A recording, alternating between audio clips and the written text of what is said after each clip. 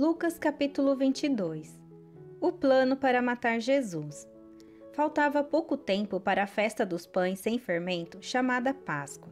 Os chefes dos sacerdotes e os mestres da lei procuravam um jeito para matar Jesus em segredo, porque tinham medo do povo. Judas traz Jesus. Então Satanás entrou em Judas, chamado Iscariotes, que era um dos 12 discípulos. Judas foi falar com os chefes dos sacerdotes e com os oficiais da guarda do templo para combinar a maneira como ele ia lhes entregar Jesus. Eles ficaram muito contentes e prometeram dar dinheiro a ele. Judas aceitou e começou a procurar uma oportunidade para entregar Jesus a eles, sem que o povo ficasse sabendo. Jesus manda preparar a Páscoa. Chegou o dia da festa dos pães sem fermento, dia em que os judeus matavam carneirinhos para comemorar a Páscoa. Então Jesus deu a Pedro e a João a seguinte ordem: vão e preparem para nós o jantar da Páscoa.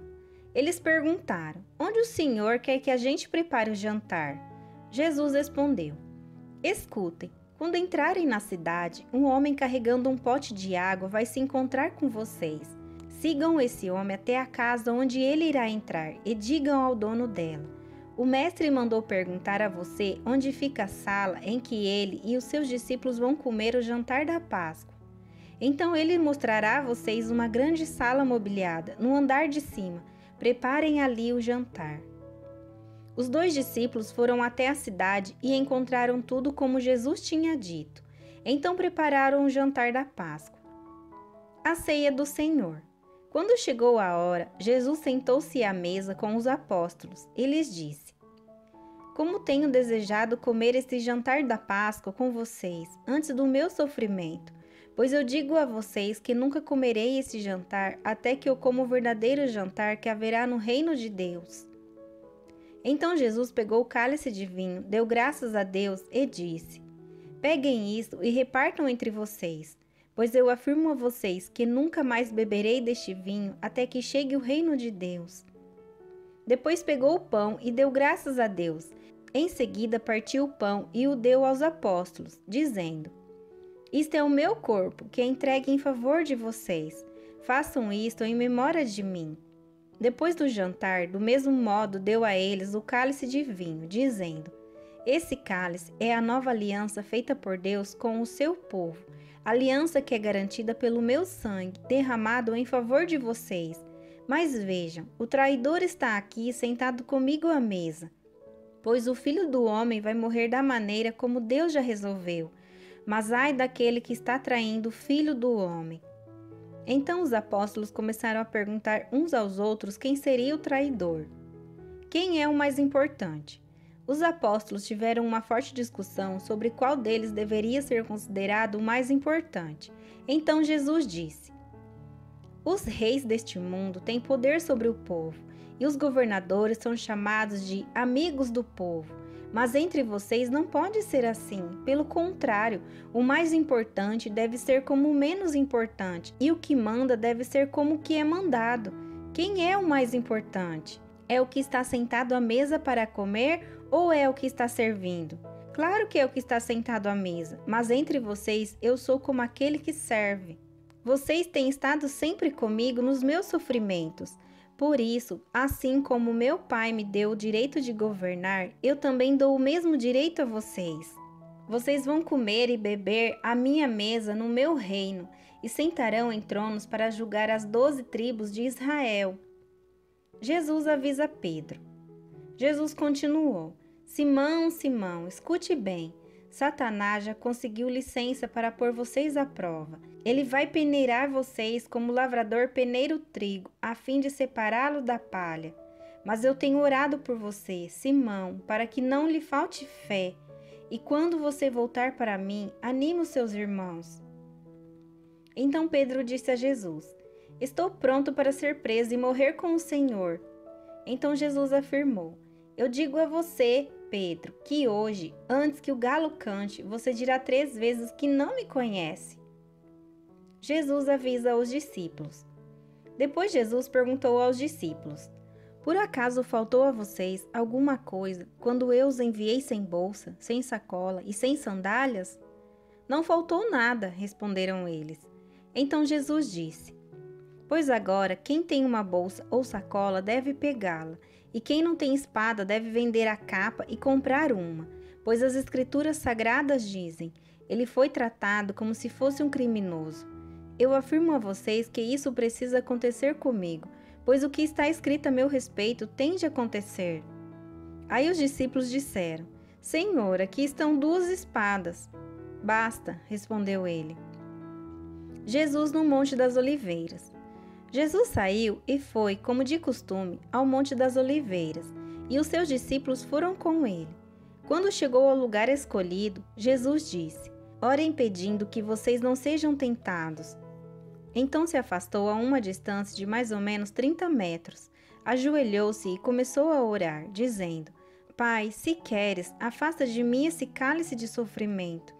Porém, que não seja feito o que eu quero, mas o que tu queres. Então um anjo do céu apareceu e o animava. Cheio de uma grande aflição, Jesus orava com mais força ainda. O seu suor era como gotas de sangue caindo no chão. Depois de orar, ele se levantou, voltou para o lugar onde os discípulos estavam e os encontrou dormindo, pois a tristeza deles era muito grande. E disse: Por que vocês estão dormindo? Levante-se e orem para que não sejam tentados. Jesus é preso. Jesus ainda estava falando quando chegou uma multidão. Judas, um dos 12 discípulos, que era quem guiava aquela gente, chegou perto de Jesus para beijá-lo. Mas Jesus disse: Judas, é com um beijo que você trai o Filho do Homem? Quando os discípulos que estavam com Jesus viram o que ia acontecer, disseram: Senhor, devemos atacar essa gente com as nossas espadas? Um deles feriu com a espada o empregado do grande sacerdote, cortando a sua orelha direita. Mas Jesus ordenou: Parem com isso! Aí tocou na orelha do homem e o curou.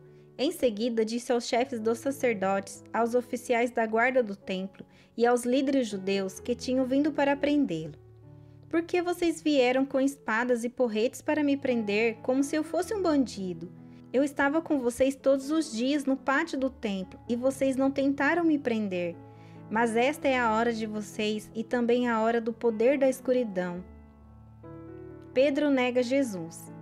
Eles prenderam Jesus e o levaram até a casa do grande sacerdote, e Pedro o seguia de longe. Quando acenderam uma fogueira no meio do pátio, Pedro foi e sentou-se com os que estavam em volta do fogo. Uma das empregadas o viu sentado ali perto da fogueira, olhou bem para ele e disse: Este homem também estava com Jesus. Mas Pedro negou, dizendo: Mulher, eu nem conheço esse homem. Pouco tempo depois, um homem o viu ali e disse: Você também é um deles. Mas Pedro respondeu: Homem, eu não sou um deles. Mais ou menos 1 hora depois, outro insistiu: Você estava mesmo com ele, porque também é galileu. Mas Pedro respondeu: Homem, eu não sei do que é que você está falando. Naquele instante, enquanto ele falava, o galo cantou. Então o Senhor virou-se e olhou firme para Pedro, e ele lembrou das palavras que o Senhor lhe tinha dito: Hoje, antes que o galo cante, você dirá 3 vezes que não me conhece. Então Pedro saiu dali e chorou amargamente. Os guardas batem em Jesus. Os homens que estavam guardando Jesus zombavam dele e batiam nele, taparam o olho dele e perguntavam: Quem foi que bateu em você? Adivinhe! E diziam muitas outras coisas para insultá-lo. Jesus diante do Conselho Superior. Quando amanheceu, alguns líderes dos judeus, alguns chefes dos sacerdotes e alguns mestres da lei se reuniram. Depois mandaram levar Jesus diante do Conselho Superior. Então lhe disseram: Diga para nós se você é o Messias. Ele respondeu: Se eu disser que sim, vocês não vão acreditar. E se eu fizer uma pergunta, vocês não vão responder. Mas de agora em diante, o Filho do Homem se sentará do lado direito do Deus Todo-Poderoso. Aí todos perguntaram: Então você é o Filho de Deus? Jesus respondeu: São vocês que estão dizendo isso. E eles disseram: Não precisamos mais de testemunhas. Nós mesmos ouvimos o que ele disse.